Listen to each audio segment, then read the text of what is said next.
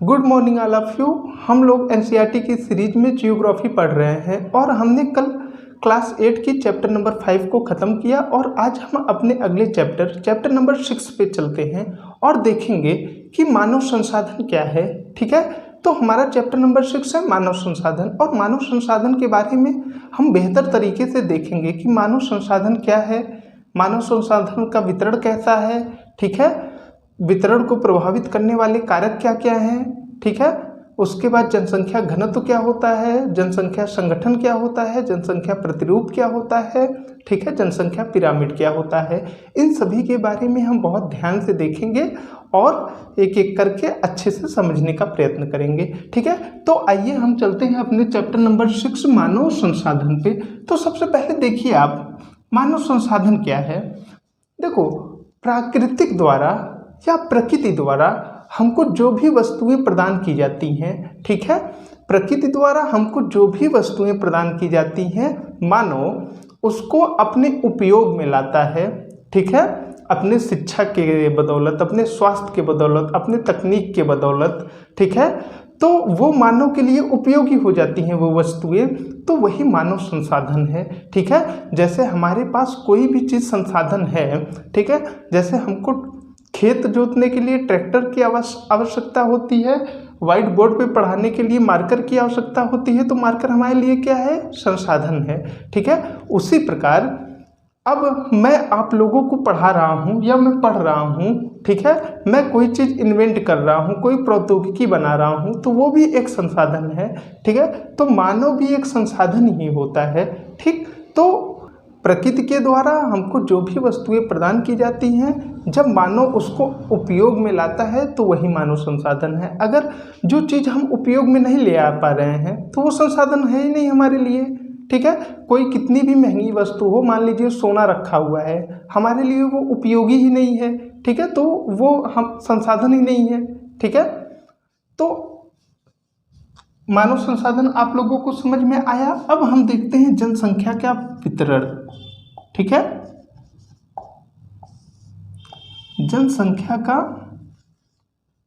वितरण। देखिए, जनसंख्या का वितरण ना बहुत ही असमान रूप से है। विश्व की 90% जनसंख्या केवल 30% भूभाग पे रहती है।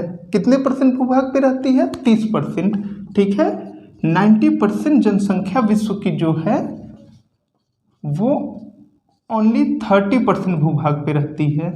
ठीक, जैसे पृथ्वी पे टोटल 100% भूभाग है, ठीक है, तो उस 100% भूभाग में से केवल 30% भूभाग पे विश्व की 90% जनसंख्या रहती है और 10% जनसंख्या कहाँ पर रहती है?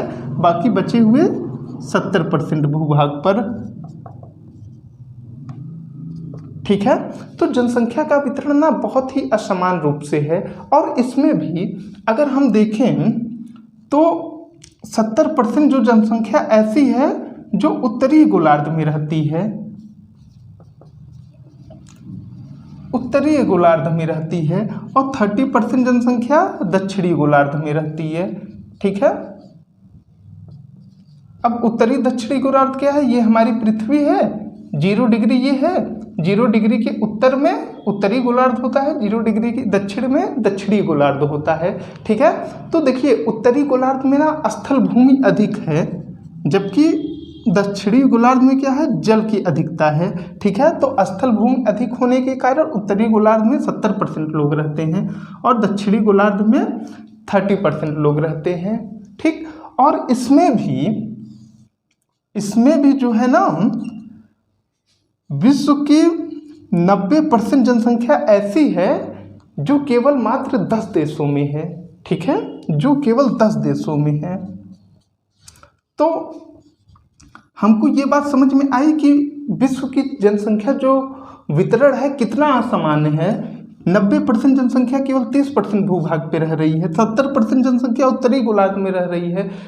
इससे हमको ये समझ में आता है कि पृथ्वी पर जो है जनसंख्या बहुत ही असमान रूप से वितरित है। समान रूप से वितरित नहीं है, ऐसा नहीं है कि हर जगह समान रूप से जनसंख्या है। देखो, विश्व की 90% जनसंख्या 10 देशों में है और वो देश कौन कौन से हैं? चीन, भारत, अमेरिका, इंडोनेशिया, ठीक है, श्रीलंका, जापान, ब्राज़ील, पाकिस्तान, दक्षिण अफ्रीका, ठीक है, केन्या। ये 10 देश ऐसे हैं जहां पर विश्व के 90% से अधिक जनसंख्या रहती है। ठीक, इतनी बात आई आप लोग को समझ में। अब देखो ऐसा क्यों है, ऐसा क्यों है, अगर हम देखें जनसंख्या का वितरण इतना असामान्य क्यों है, तो जनसंख्या का वितरण इतना असामान्य होने का प्रमुख कारण जो है वो देखो स्थल रूप है। ठीक है, स्थल रूप है। स्थल रूप कैसे हैं, देखो कहीं पर उबड़ खाबड़ जमीन पाई जाती है, ठीक है, तो कहीं पर समतल जमीन पाई जाती है, कहीं पर पहाड़ी क्षेत्र है तो कहीं पर झील, नदियाँ, ये सब क्षेत्र हैं, कहीं पर मरुस्थलीय क्षेत्र है तो कहीं पर सामान्य क्षेत्र है।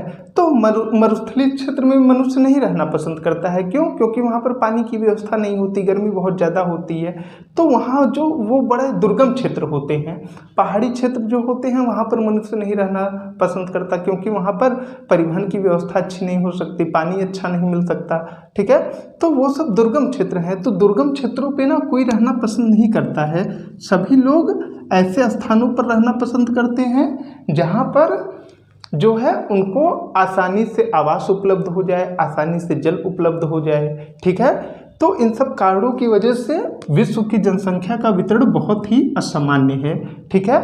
अब आओ हम लोग अगला देखते हैं, जनसंख्या वितरण को प्रभावित करने वाले कारक। अगर ये जनसंख्या इतनी असामान्य है तो उसके कारण क्या क्या हैं। तो देखिए हम लोग दूसरा देखते हैं जनसंख्या के वितरण को प्रभावित करने वाले कारक, और इन कारकों को हम ना 3-4 भागों में बांटेंगे। एक भौगोलिक कारण क्या है, ठीक है, दूसरा सांस्कृतिक कारण क्या है, आर्थिक कारण क्या है, और सामाजिक कारण क्या है, और सांस्कृतिक कारण क्या है, ठीक है। तो आओ सबसे पहले हम देखते हैं भौगोलिक कारक।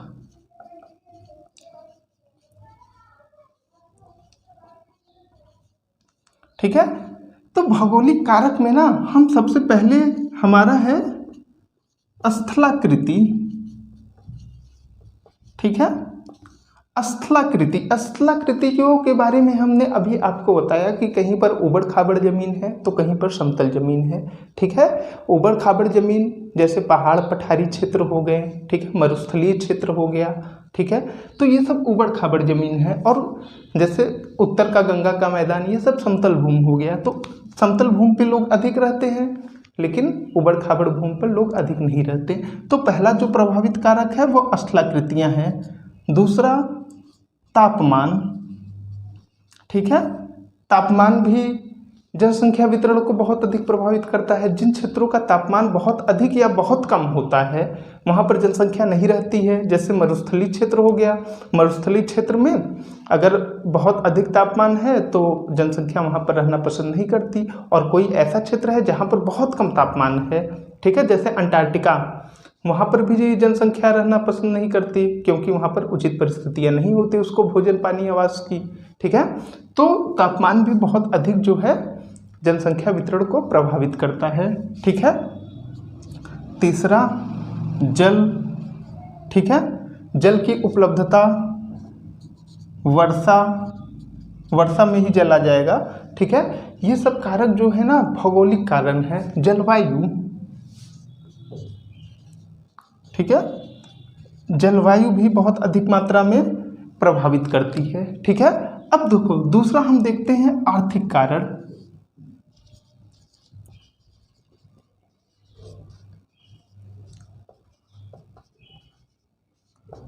जनसंख्या के वितरण को प्रभावित करने वाले आर्थिक कारण।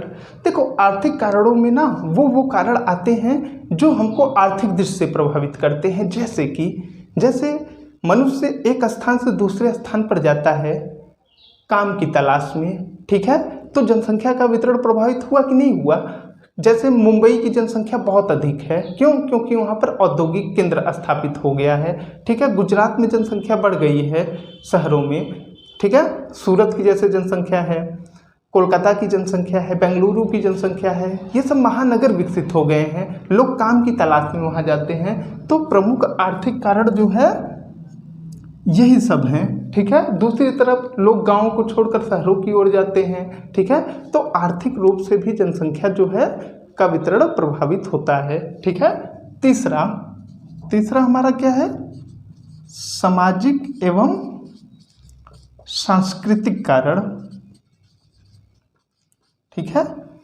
देखो, सामाजिक एवं सांस्कृतिक कारण में ये है, सामाजिक कारणों में क्या है?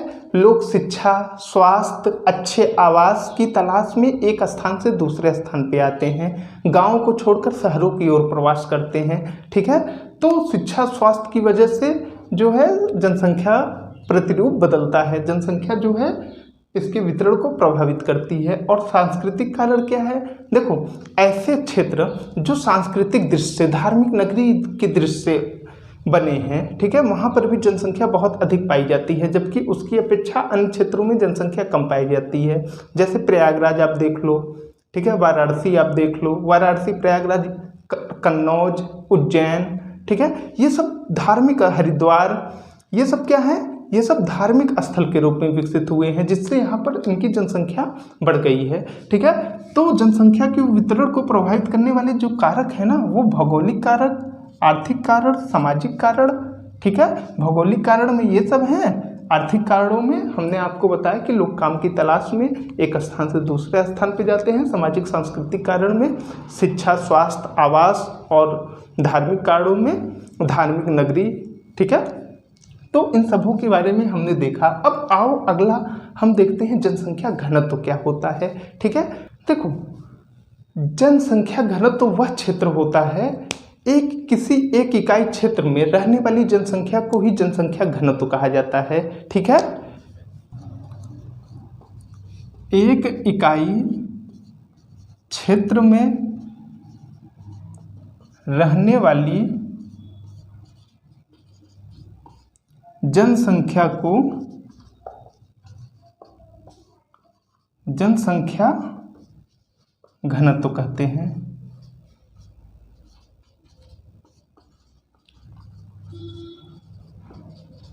ठीक है। जनसंख्या घनत्व को ना प्रति वर्ग किलोमीटर में मापते हैं। ठीक है। प्रति वर्ग किमी में ना मापते हैं। जैसे कि 1 किलोमीटर के अंदर, ठीक है, आप समझिए, ध्यान से आप लोग समझिएगा, जैसे 1 किलोमीटर के अंदर जितनी जनसंख्या रहती है उसी को हम जनसंख्या घनत्व कहते हैं। मान लीजिए कि कोई क्षेत्र ए है और कोई क्षेत्र बी है। ठीक है। तो ये मान लो 1 किलोमीटर का क्षेत्र है और ये भी 1 किलोमीटर का क्षेत्र है। ठीक है। यहाँ पर 1 किलोमीटर के अंदर 5 लोग रहते हैं। ठीक है। और यहाँ पर 1 किलोमीटर के अंदर 50 लोग रहते हैं। ठीक है। तो यहाँ का जनसंख्या घनत्व कितना हो गया? 50 हो गया। और यहाँ का जनसंख्या घनत्व कितना हो गया? 5 हो गया। ठीक है। आई बात आप लोग को समझ में? तो किसी एक इकाई क्षेत्र में रहने वाली जनसंख्या को हम लोग जनसंख्या घनत्व कहते हैं। ठीक है। इसको प्रति वर्ग किलोमीटर में मापा जाता है। अब देखो, विश्व की जनसंख्या हमने आपको पहले ही बताया कि बहुत ही असमान रूप से है। कहीं पर जनसंख्या घनत्व बहुत अधिक है तो कहीं पर बहुत कम है, और उसके वितरण को प्रभावित करने वाले कारकों के भी बारे में हमने आपको बताया। ठीक है। जनसंख्या घनत्व आप लोग को समझ में आया ना? अब अगला हम लोग देखते हैं जनसंख्या परिवर्तन। ठीक है। तो देखिए, जनसंख्या परिवर्तन क्या है? देखो, जनसंख्या का बदलना, ठीक है, किसी निश्चित समय में जनसंख्या का बदलना ही जनसंख्या परिवर्तन होता है। वह निगेटिव में भी बदल सकता है, पॉजिटिव में भी बदल सकता है।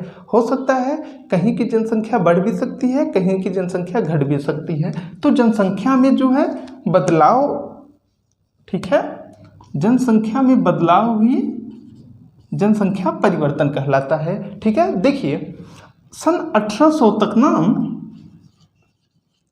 पूरे विश्व की जनसंख्या 1 अरब थी। ठीक है। सन 1800 तक पूरी विश्व की जनसंख्या 1 अरब थी। ठीक है। लेकिन 1800 के बाद 1859 में ये जनसंख्या 3 अरब हो गई। ठीक है। और 1859 से आते आते 1960 तक ये जनसंख्या हो गई 6 अरब। तो आप लोग एक चीज देख रहे हो कि 1800 तक, मतलब करोड़ों वर्षों साल से लेकर सन 1800 ईस्वी तक केवल 1 अरब विश्व की जनसंख्या थी, लेकिन इसके कम से कम 150 साल में ही इसकी जनसंख्या 3 गुना बढ़ी, 3 अरब हो गई। और अगला केवल 100 सालों में ही इसकी जनसंख्या 6 अरब हो गई, ठीक है।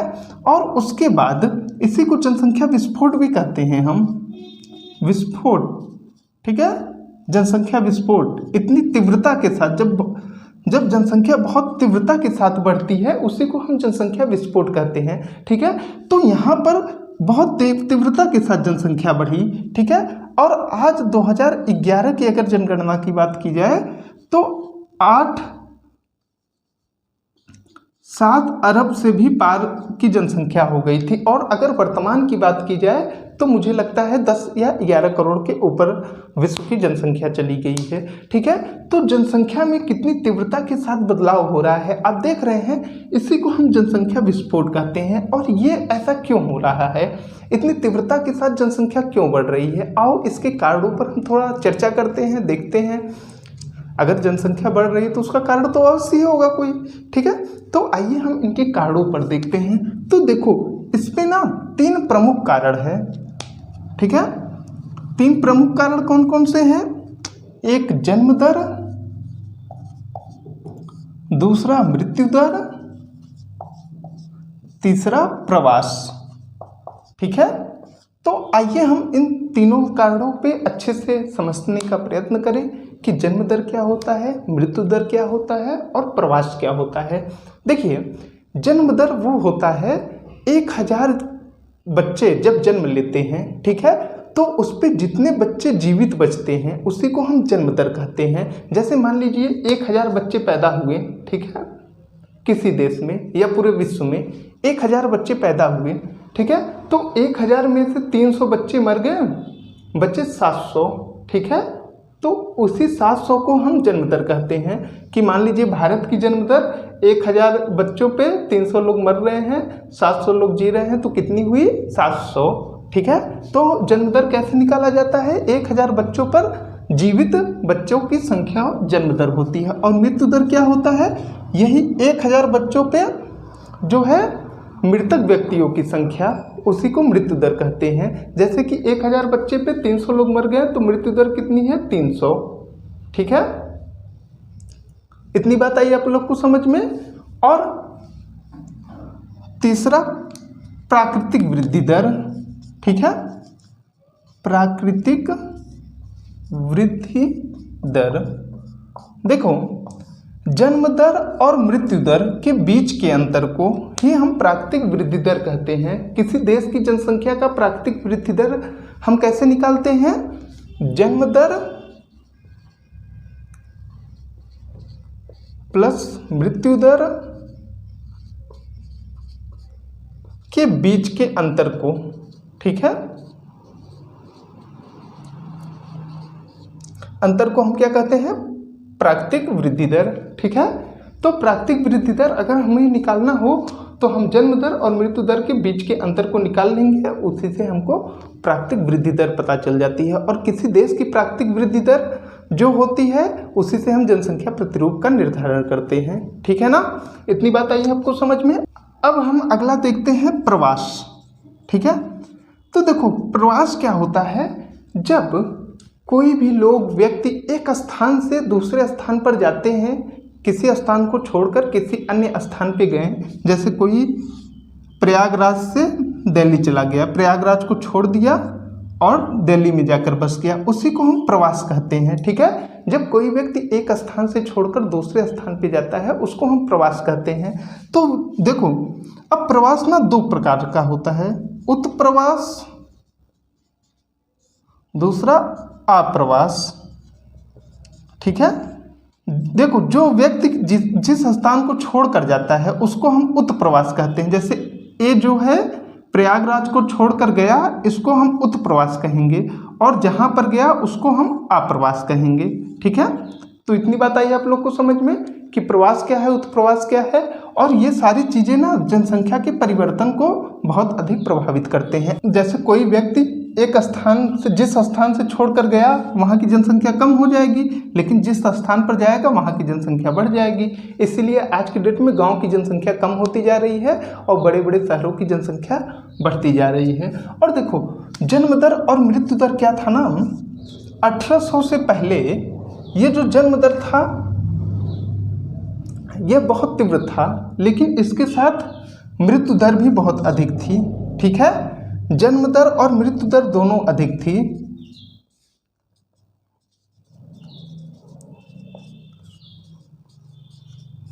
उच्च थी। ठीक है, 1800 से पहले जन्म दर और मृत्यु दर दोनों बहुत अधिक थी। जब दोनों बहुत अधिक थी तो क्या होता था, जितने बच्चे जन्म लेते थे उतने बच्चे मर जाते थे। इससे क्या होता था, जनसंख्या नियंत्रण बनी रहती थी। ठीक है, जनसंख्या बहुत अधिक नहीं बढ़ पाती थी। लेकिन 1800 के बाद, ठीक है, 1800 के बाद क्या हुआ, इसके पहले मृत्यु दर इतनी अधिक क्यों थी? क्योंकि स्वास्थ्य की सुविधा नहीं थी, भोजन की सुविधा नहीं थी। हमारे किसान इतना अन्न नहीं उपजा पा रहे थे कि उससे सभी लोगों का पेट भरा जा सके। तो कुछ लोग भूख से मर रहे थे, कुछ लोग विभिन्न बीमारियों से मर रहे थे, कुपोषण से मर रहे थे। ठीक है, तो लेकिन जन्म दर तो अधिक थी ही, लोग पैदा हो ही रहे थे, लेकिन लोग मर भी रहे थे। लेकिन 1800 के बाद ना इस मृत्यु दर पर नियंत्रण किया जाने लगा। लोगों के पास अच्छी स्वास्थ्य सुविधा होने लगी। ठीक है, लोग भोजन के लिए नहीं मरने लगे। ठीक है, भोजन की अच्छी औद्योगिक क्रांति जब से हुई तब से भोजन की भी अच्छी व्यवस्था हो गई, स्वास्थ्य की भी अच्छी व्यवस्था हो गई, कृषि में कई सारी क्रांतियाँ आई, कृषि में तकनीक हुई, पैदावार बढ़ा।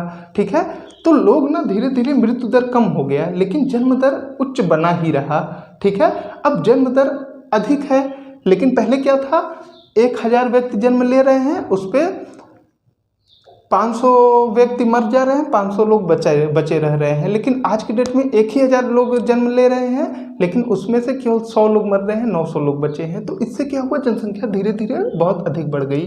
ठीक है, तो जनसंख्या को प्रभावित करने वाले यही 3 कारक हैं, जन्म दर, मृत्यु दर और तीसरा प्रवास। ठीक है, तो इतनी बात आई आप लोग को समझ में। अब आओ हम लोग आगे चलते हैं, जनसंख्या प्रतिरूप के बारे में देखते हैं। परिवर्तन और प्रतिरूप में अलग अंतर होता है। देखो प्रतिरूप का अर्थ ये होता है, प्रतिरूप का अर्थ ये होता है कि जनसंख्या विभिन्न देशों में, विश्व देशों में किस प्रकार से है, क्या सभी देशों में समान रूप से जनसंख्या बढ़ रही है, या किसी देश में बहुत अधिक जनसंख्या बढ़ रही है, किसी देश में बहुत कम जनसंख्या बढ़ रही है। तो देखिए आप, हम जनसंख्या प्रतिरूप की अगर बात करें तो जनसंख्या प्रतिरूप ये हमको दर्शाता है कि विभिन्न देशों में जनसंख्या का क्या पैमाना है, जनसंख्या किसी देश में ज़्यादा तीव्रता से बढ़ रही है या किसी देश में कम तीव्रता के साथ बढ़ रही है। जनसंख्या प्रतिरूप हमको यही बताता है। देखो केन्या एक देश है अफ्रीका का, केन्या। ठीक है, केन्या अफ्रीका का एक देश है, यहाँ पर जन्म दर बहुत अधिक है।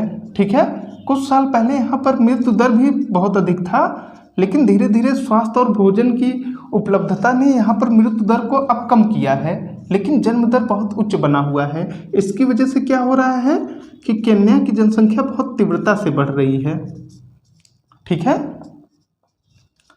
लेकिन वहीं दूसरी साइड एक यूरोप की कंट्री है, यूके, यूनाइटेड किंगडम, ब्रिटेन। ठीक है, यहाँ पर जन्म दर भी बहुत कम है और मृत्यु दर भी बहुत कम है। ठीक है, यहाँ पर लोग शिक्षा, स्वास्थ्य, इन सब चीज़ों में बहुत आगे हैं, तो लोग जनसंख्या के महत्व को समझते हैं, तो जन्म भी कम हो रहा है, मृत्यु भी कम हो रही है। ठीक है, तो यहाँ की जनसंख्या ना बराबर है, ना तो बहुत अधिक बढ़ रही है ना तो घट रही है, लेकिन धीरे धीरे माइनस में ही जा रही है। मतलब जितने लोग जन्म नहीं ले रहे हैं उससे अधिक लोगों की मृत्यु हो जा रही है। ठीक है, तो जनसंख्या प्रतिरूप हमको यही बताता है। इससे हमको क्या पता चलता है, इससे हमको ये पता चलता है कि विश्व की जनसंख्या अलग अलग गति से बढ़ रही है। किसी देश में अधिक जनसंख्या की वृद्धि हो रही है, किसी देश में कम जनसंख्या की वृद्धि हो रही है। ठीक है, आओ अब अगला देखते हैं, जनसंख्या संगठन, और यही हमारा लास्ट टॉपिक भी है। अब आइए हम अगला अपना देखते हैं, जनसंख्या संगठन। देखिए जनसंख्या संगठन हमको ये बताता है कि किसी भी देश के लोगों की आयु क्या है। ठीक है, उनका व्यवसाय क्या है, उनके व्यवसाय का प्रतिरूप कैसा है। ठीक है, वहाँ पर स्त्री पुरुष का लिंगानुपात क्या है। ठीक, और उसके बाद वहाँ पर बच्चों का लिंगानुपात क्या है, 0 से लेकर 4 वर्ष के बच्चों का लिंगानुपात क्या है। तो जनसंख्या संगठन हमको यही बताता है। इसी को हम ना जनसंख्या पिरामिड भी कहते हैं, ठीक है, जनसंख्या पिरामिड भी कहते हैं। अब देखो जनसंख्या पिरामिड क्या होता है, ये यही बताता है आयु को, ठीक है, व्यवसाय को, स्त्री पुरुष अनुपात को, ठीक है, स्त्री पुरुष अनुपात, ठीक है। तो इसी के साथ हमारा चैप्टर नंबर 6 मानव संसाधन खत्म हुआ और कल से हम अपने अगले चैप्टर नंबर 9 पे चलेंगे। और आप लोग जाने से पहले यार वीडियो को भी सब्सक्राइब कर दो, ठीक है, जिससे चैनल को भी थोड़ा सपोर्ट मिले।